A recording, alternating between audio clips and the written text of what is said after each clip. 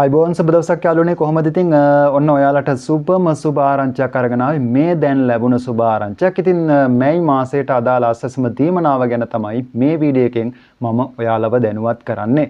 ඉතින් මේ වගේ වැදගත් වෙන වීඩියෝ දාපු සෙනින් නැරඹීමට නම් අනිවාර්යෙන් channel එක subscribe කරලා notification bell එකත් all දාලා තියාගන්න.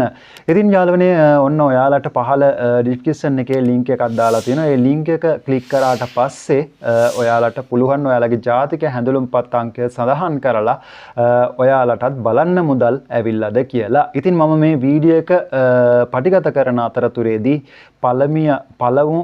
පළමු අධියරේ අයටත් මුදල් සිස්ටම් එකට වැටිලා අප්ඩේට් වෙලා තියෙන්න පුළුවන්.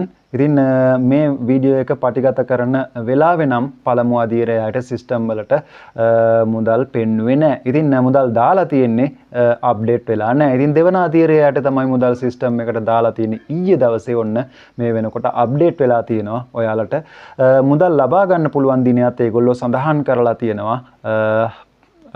පස්වෙනි මාසේ 15 වෙනි සිකුරාදා කියලා.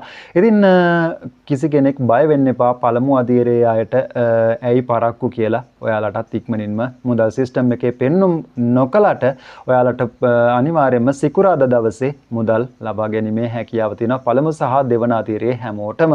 ඒ වගේම තමයි විශේෂයෙන් බලන්න පළමු අධීරයේ අය ඔයාලා මොකද මැයි මාසෙත් සමහර අයට මුදල් නැති වෙන්න පුළුවන් සිස්ටම් එක අප්ඩේට් වෙන නිසා අසසුම අලුත් කරන්න හදන නිසා.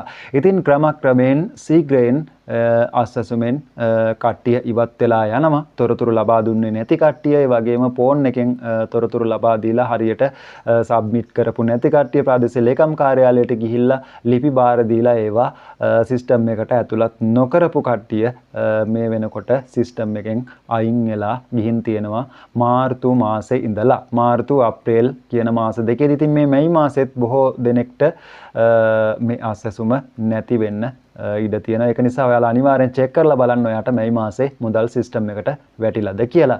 ඉතින් මම හිතනවා මේ වීඩියෝ එක වැදගත්යි කියලා හිතුණා නම් තවත් යාළුවන්ට බලන්න ෂෙයා කරන්න කියලා ආරාධනා කරන ගමන් ඔයාලගේ වටිනා අදහස් මේ වීඩියෝ එකට පහලින් කමෙන්ට් එකක් හැටියට දාන ගමන් ලයික් කරන්නත් අමතක කරන්න එපා.